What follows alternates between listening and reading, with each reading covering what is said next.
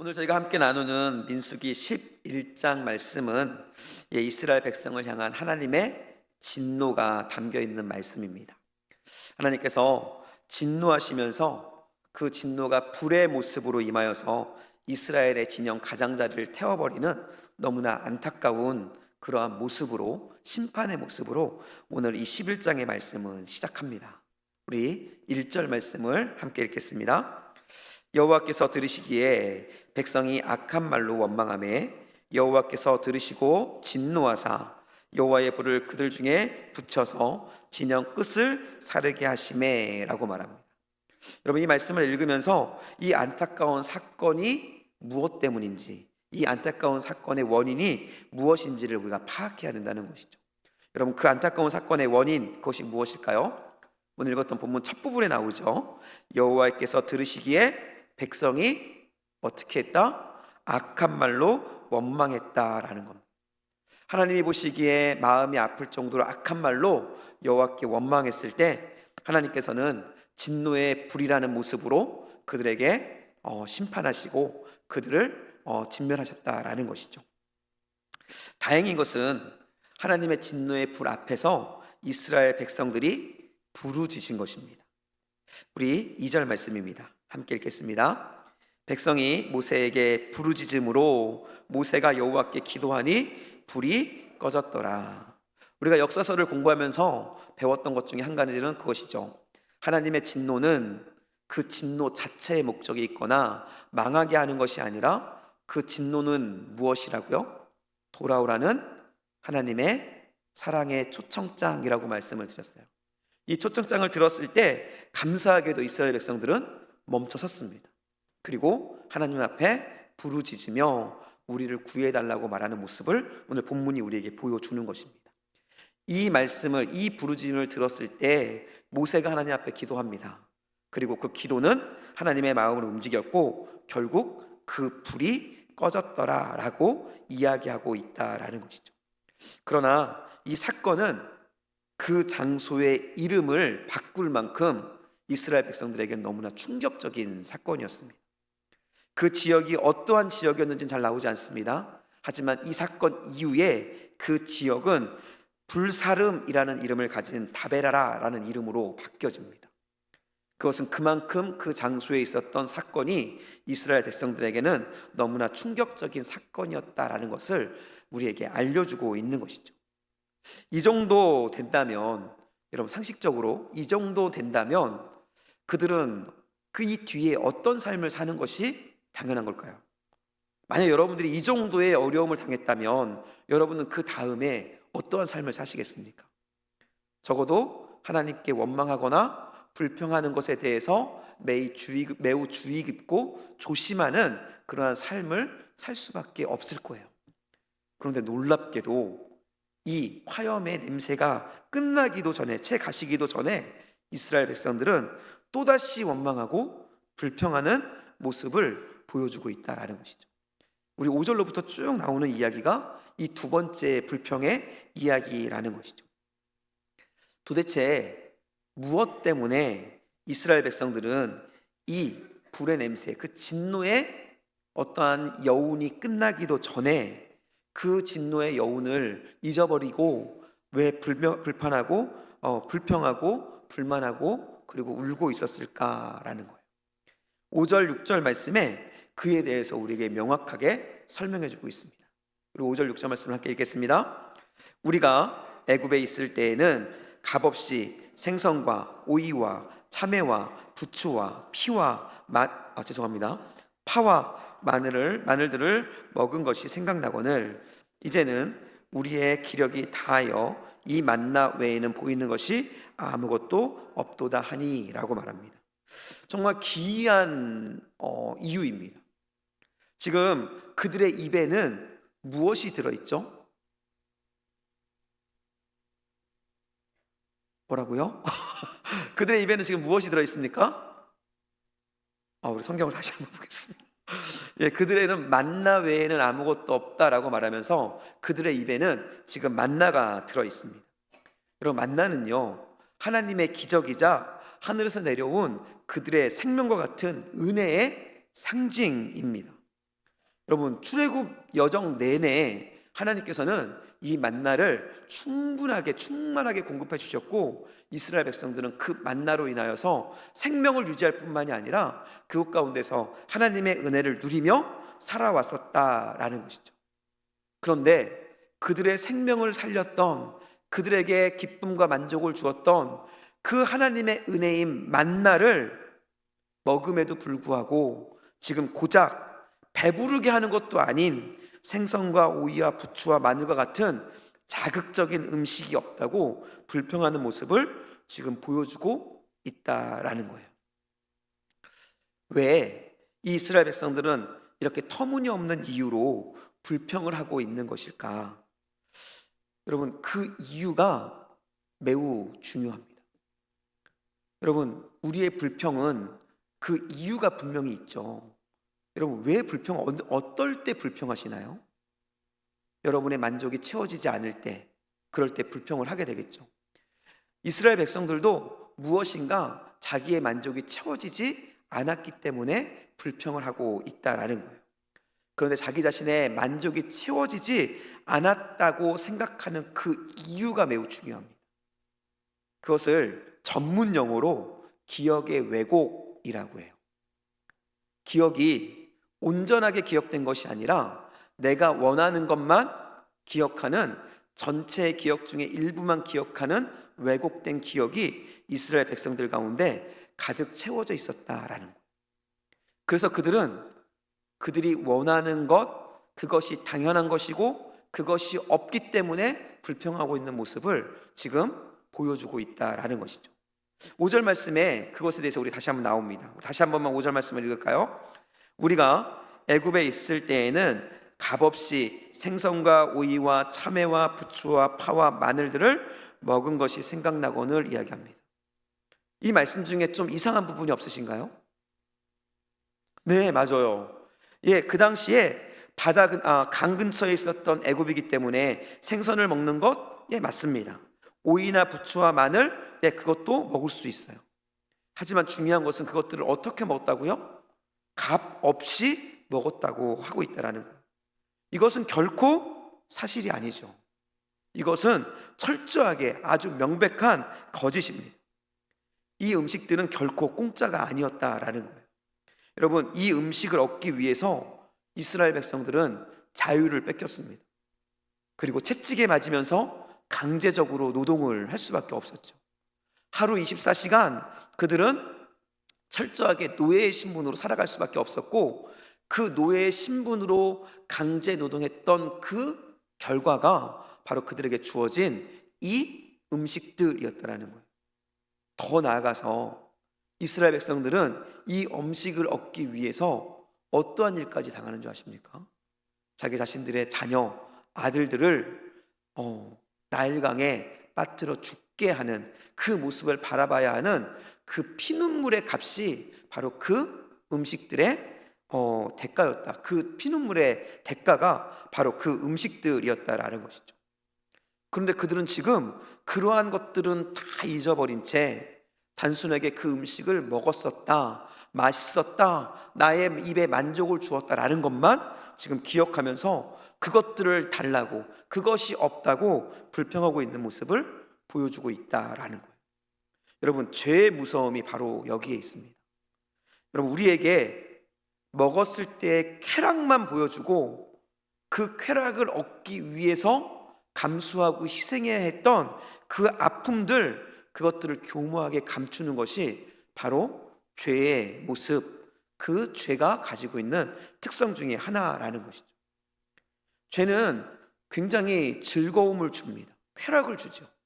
하지만 우리가 반복적으로 죄를 짓는 이유는 뭘까요?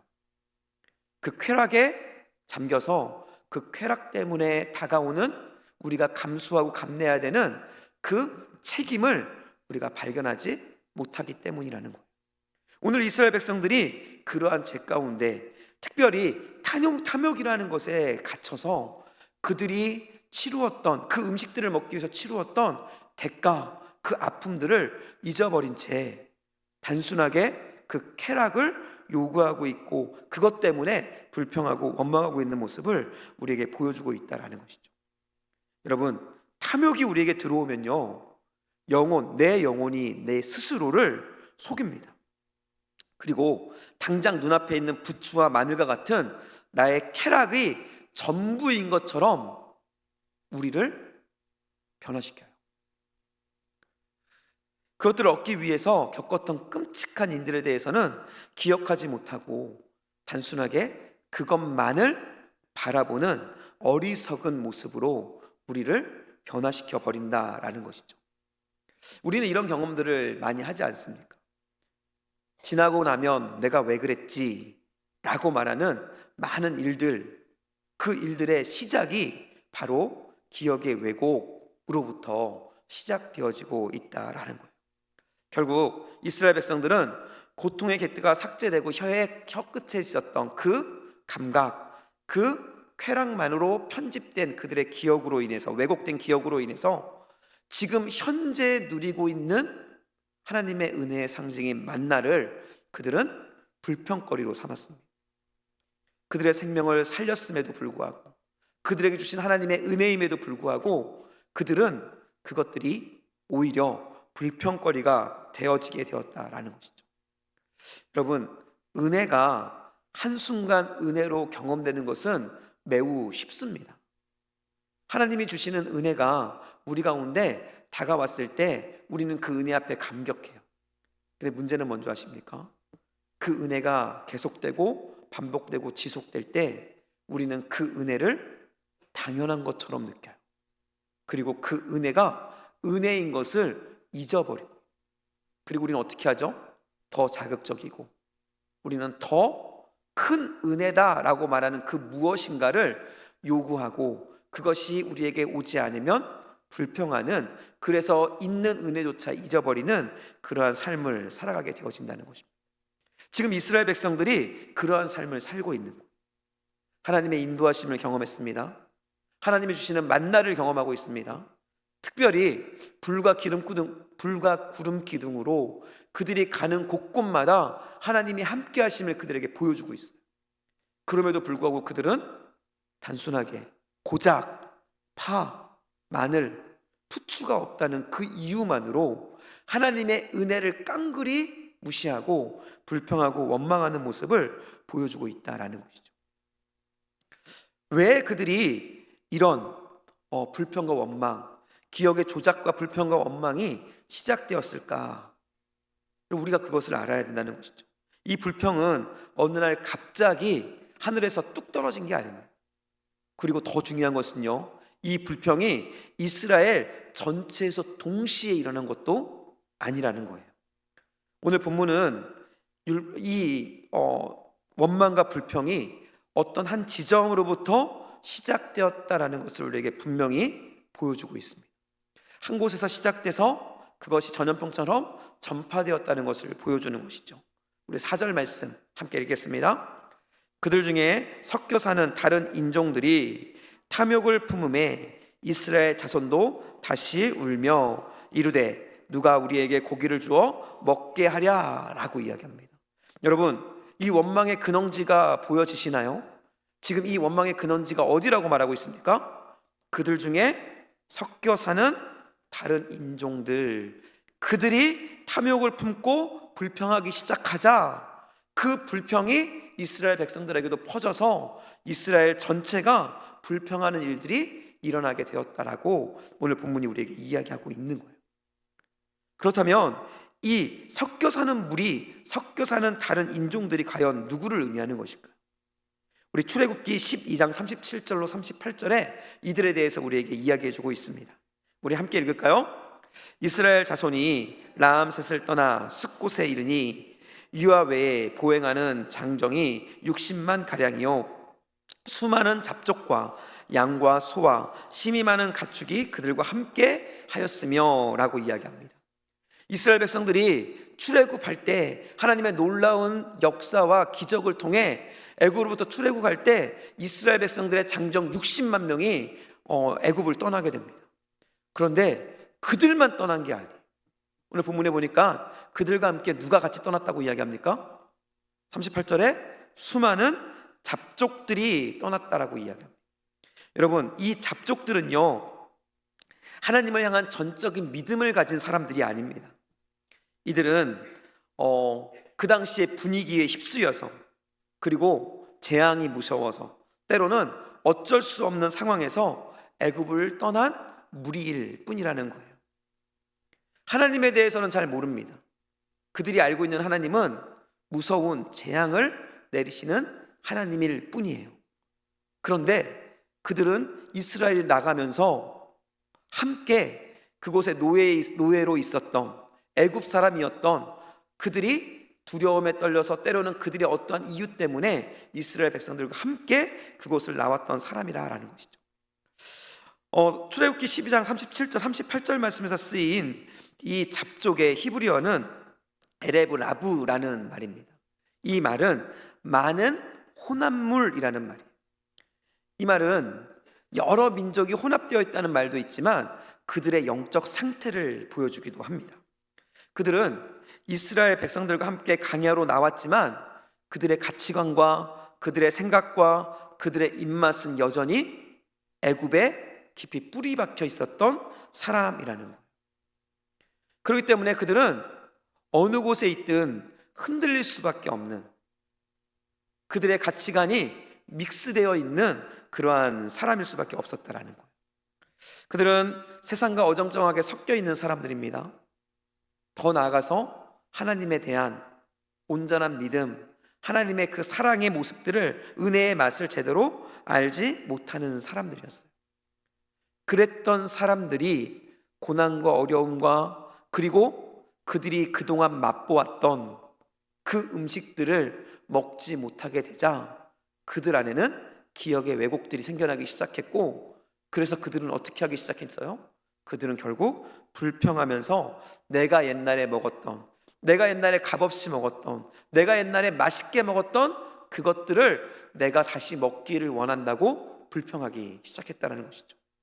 그리고 그 결과가 무엇입니까? 그들을 통해서 그 주변에서 그 일을 경험한 적도 없었던 이스라엘 백성들조차도 내가 그랬었지라는 착각 속에서 불평하고 원망하는 모습으로 함께 동참하는 그 모습들을 오늘 본문이 우리에게 보여주고 있다라는 것입니다. 여러분, 그들은 불평할 수밖에 없는 모습으로 그 자리에 있었던 사람들이 때문에 그래요. 그런데 이것이 1절 다베라 사건에서도 동일하게 우리에게 보여줍니다. 하나님의 1절에서 하나님의 진노의 불이 어디에 떨어졌습니까? 우리 1절 다시 한번 볼까요? 1절 같이 읽습니다. 여호와께서 들으시기에 백성이 악한 말로 원망하매 여호와께서 들으시고 진노하사 여호와의 불을 그들 중에 붙여서 진영 끝을 사르게 하셨다라고 이야기합니다. 하나님께서 진노의 불을 떨어뜨리셨는데 진노의 불을 그 모임의 중앙에 떨어뜨리신 것이 아니라 어디에 떨어뜨리셨어요? 진영의 끝, 바로 진영의 가장자리에 흩으셨다. 가장자리에 있는 그곳을 태우셨다라는 거예요. 여러분, 4절에 있는 섞여 사는 무리, 그리고 잡족, 그 1절에서 말하고 있는 가장자리는 영적으로 동일한 주소입니다. 하나님의 임재가 충만한 성령의 중심, 성막의 중심이 아니라 세상과 맞닿아 있는 어떠한 경계선, 은혜의 깊이의 자리로 들어오지 못하고 언제든지 세상으로 뛰어나갈 준비를 하고 있는 그러한 사람들의 모습을 지금 섞여 사는 무리 혹은 가장자리의 모습으로 우리에게 표현해주고 있다라는 거예요. 이런 영적인 가장자리에 서 있었던 이 잡족들, 그들에게 탐욕이 불붙기 시작했고, 그러자 그들은 불붙기 시작했고, 그러자 그들의 불평이 이스라엘 백성들에게 전파되어서 이스라엘 모두가 불평하고 울음바다가 되어지는, 하나님이 보시기에도 모세가 보기에도 기쁘지 않은 모습으로 변화되었다라는 거예요. 그만큼 우리 안에 있는 이 작은 불평의 씨앗들이 바로 우리를 그렇게 만들어갈 수 있다라는 것이죠. 오늘 우리 공동체를 위협하고 내 마음을 병들게 하는 그러한 것들은 큰 일들이 아닙니다. 작은 것, 60만 명의 사람들이 아니라 60만 명에 섞여 있었던 그 잡족들, 그들이 바로 그들을 불평하게 하고 원망하게 하고 그리고 무너뜨리는 시작이 되었다라는 것이죠. 우리는 이 말씀을 통해서 우리 안에 있는 이 잡족 가장자리가 무엇인지를 살펴보셔야 합니다. 여러분, 여기서 말하고 있는 잡족은 결코 눈에 보이는 것들 뿐만이 아니라 눈에 보이지 않는 것들이 포함되어 있습니다. 그것은 바로 여전히 우리 안에 머물고 있는 옛 자아, 그리고 정리되지 않은 세상의 가치관이 바로 우리 안에 있는 옛 잡족들의 모습으로 나타나고 있다라는 것이죠. 우리는 주일에 우리 예배에 나올 때 거룩한 옷을 입고 나옵니다. 그런데 그 거룩한 옷을 입고 나와서 예배를 드리지만 월요일부터 토요일까지는 어떤 모습으로 사는가, 여러분 한번 스스로 질문해 보시기를 간절히 축복합니다. 우리는 교회에서 분명 모두 거룩한 모습, 은혜로운 모습, 그리고 기쁘고 밝은 모습으로 서로를 바라봅니다. 그러나 정말 중요한 것은 교회에서 모습이 아니라 월요일부터 토요일까지 있는 우리의 삶의 자리에서의 모습, 그 모습은 과연 믿는 자의 모습인지 여러분 살펴보셔야 합니다. 만약 내가 교회에서 모습과 세상에서의 모습이 다르다면 우리는 나 자신이 여전히 옛 습관, 옛 자아, 그리고 세상의 가치관에서 벗어나지 못하고 있다라는 사실을 인정하며 하나님 앞에 무릎 꿇으셔야 한다라는 거예요. 여러분, 우리는 홍해를 건넜습니다. 홍해를 건넌 것은 단절을 의미합니다. 애굽으로부터의 온전한 단절을 의미하는 홍해를 우리는 건넜습니다. 그런데 문제는요, 우리의 마음 한구석에 슬그머니 여전히 잡족을 남겨두는 거예요. 그래도 세상에 이런 재미쯤은 남겨놔야지. 그래도 돈을 벌 때는 세상의 방법으로 벌어야지. 예수님만으로는 좀 부족하니까 인맥이든 무엇이든 이 문제를 해결할 수 있는 그 무엇인가를 내가 조금은 가지고 있어야지 라는 이 잡족들을 우리 마음속에 늘 품고 살아가고 있다라는 거예요. 그것들을 틈타고 사단은 우리에게 침범합니다. 그리고 우리의 기억을 왜곡하고 우리를 오늘 본문에 나왔던 이스라엘 백성들처럼 원망하고 불평하는 사람들로 만들어 간다라는 것이죠. 그렇다면 이러한 일들을 깨뜨리고 물리칠 수 있는 방법은 무엇일까요? 우리 안에 있는 이 잡족들을 무너뜨리고 오직 하나님만 바라볼 수 있는 방법, 그것은 과연 무엇일까? 그 방법은 딱 한 가지입니다. 그것은 바로 우리에게 하나님께서 허락하신 만나의 참 의미를 깨닫는 거예요. 여러분, 만나가 무엇입니까? 가시와 같고 기름 섞인 과자와 같은 그들의 생명입니다. 이 말은 우리에게도 이 만나는 생명이라는 것이고요, 그리고 우리에게 생명 되신 분 예수 그리스도, 그분을 의미하는 것입니다. 즉 만나는 예수 그리스도를 상징하는 것이고 바로 우리를 구원하는 그 생명의 역사를 우리에게 상징적으로 보여주고 있다라는 것이죠. 예수님도 동일한 말씀을 하십니다. 요한복음 6장 51절 말씀입니다. 우리 함께 읽을까요? 나는 하늘에서 내려온 살아있는 떡이니 사람이 이 떡을 먹으면 영생하리라. 내가 줄 떡은 곧 세상의 생명을 위한 내 살이라 하시니라 라고 말합니다. 만나는 그런 거예요. 만나는 우리에게 하나님께서 보내신 생명의 떡입니다. 즉 예수 그리스도라는 것이죠. 그렇다고 한다면 우리가 그 예수 그리스도에서 분명히 알아야 우리가 이 잡족들의 유혹, 잡족을 타고 들어오는 사단의 그 우리의 무너뜨림을 이겨낼 수 있다라는 것이죠. 어떻게 우리가 예수 그리스도를 온전하게 믿고 나아갈 수 있을까요? 여러분, 예수님의 맛을 경험해야 하는 거예요. 우리는 신앙을 두 가지의 관점에서 볼 수 있습니다. 하나는 알미고요, 하나는 경험함입니다. 아는 것은 어렵지 않아요. 아는 것은 결코 어렵지 않습니다. 중요한 것은 아는 것을 어떻게 하는 겁니까? 경험하는 겁니다. 하나님을 경험하는 것과 하나님을 아는 것은 전혀 다른 모습이겠죠. 여러분, 하나님이 주시는, 예수 그리스도가 주시는 평안을 경험해 보신 적이 있으십니까? 십자가의 사랑이 주는 그 안전함, 십자가의 사랑이 주는 우리를 구원했다는 그 기쁨을 진짜로 맛본 적이 있으십니까?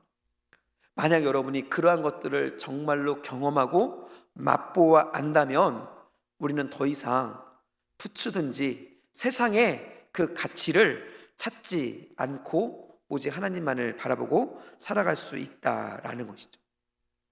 여러분, 저는 여러분 안에 이 하나님의 은혜가 경험될 수 있기를 예수님의 이름으로 축복합니다. 매 예배 시간 경험하셔야 되고요, 그리고 우리의 삶 속에서 경험할 수 있어야 한다라는 거예요. 특별히 이번 주일 저녁부터 너무나 기대되는 예배가 진행이 되죠. 뭐가 진행될까요? 도전하라 2026 우리 부흥회가 진행됩니다. 부흥회는 하나님께서 우리에게 하나님을 경험케 하시는 가장 큰 선물 중에 하나입니다. 여러분, 저는 여러분들이 결단하셨으면 좋겠어요.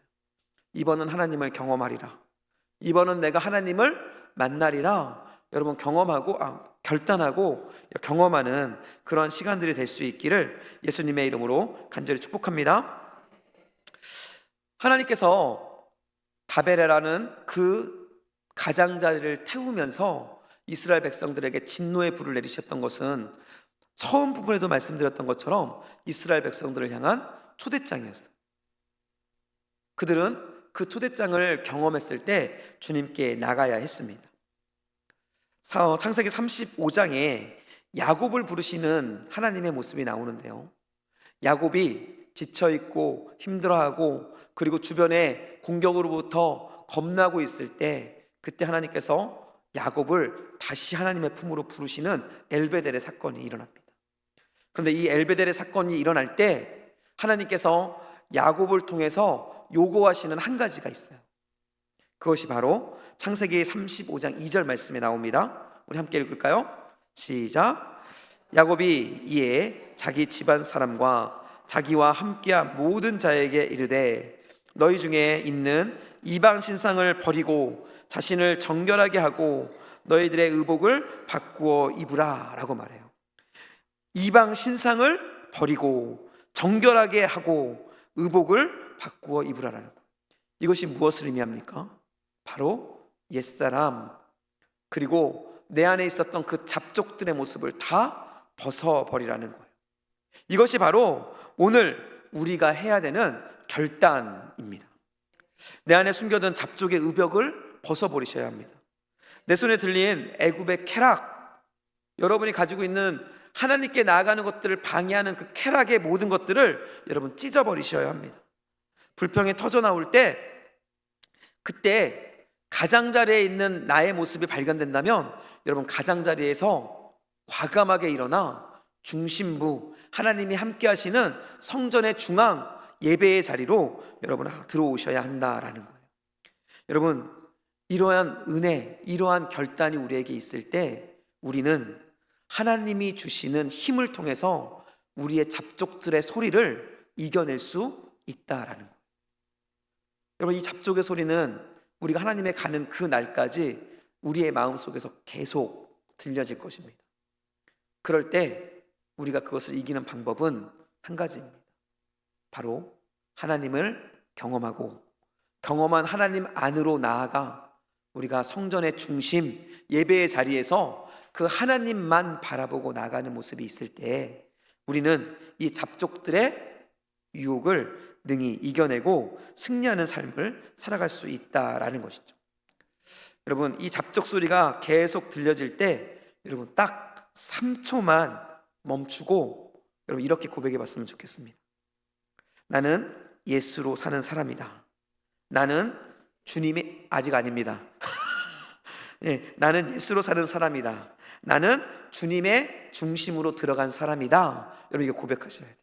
이제 따라해 볼까요? 나는 예수로 사는 사람이다. 나는 예수님의 중심으로 들어가는 사람이다. 여러분 안에 여러분을 무너뜨리려고 하는, 여러분으로 불평불만하게 하는 그 잡족의 소리가 들릴 때 여러분 딱 3초만 기다리시면서 한번 생각해 보십시오. 나는 예수님의 사람이야. 나는 예수님의 중심으로 들어가기 위해 싸우는 사람이야. 이러한 외침, 이러한 고백이 우리들을 위험의 가장자리에서 하나님과 함께하는 안전한 자리, 그래서 모든 유혹들을 능히 이겨낼 수 있는 그 하나님의 사람으로 우리를 세워갈 줄 분명히 믿습니다. 저는 이러한 결단이 여러분의 있기를 원하고요. 그리고 이러한 결단을 통해서 여러분의 삶이 은혜의 삶, 그리고 여러분이 경험한 그 하나님이 여러분에서 날마다 역사함으로 인해서 잡족의 소리쯤은 능히 물리치고 여러분 하나님의 자녀로서 승리하고 그 승리를 선포하고 많은 영혼들을 구원의 자리로 이끄는 하나님의 사람들로 세워져 갈 수 있기를 예수님의 이름으로 간절히 축복합니다. 저를 한 번만 따라하겠습니다. 나는 하나님이 부르신 하나님의 사람이다. 여러분 기억하십시오. 우리는 하나님이 부르신 하나님의 사람입니다. 홍해도 건넜습니다. 그리고 광야도 건넜습니다. 그 모든 것들을 건너고 이제는 하나님과 함께 동행하는, 하나님과 함께 살아가는 하나님의 사람입니다. 우리는 모든 이길 것들이 준비되어 있는 사람들입니다. 여러분 어떠한 유혹이 우리에게 다가온다 할지라도 여러분 어떻게 하시라고요? 3초만 기다리시면서 여러분 어떻게 하면 됩니까? 나는 하나님의 사람이다. 나는 하나님의 중심의 사람이다. 이렇게 고백하시면서 정말로 그 모든 유혹들을 능히 이겨내고 승리를 선포하는 우리 모두 될 수 있기를 다시 한번 예수님의 이름으로 간절히 축복합니다.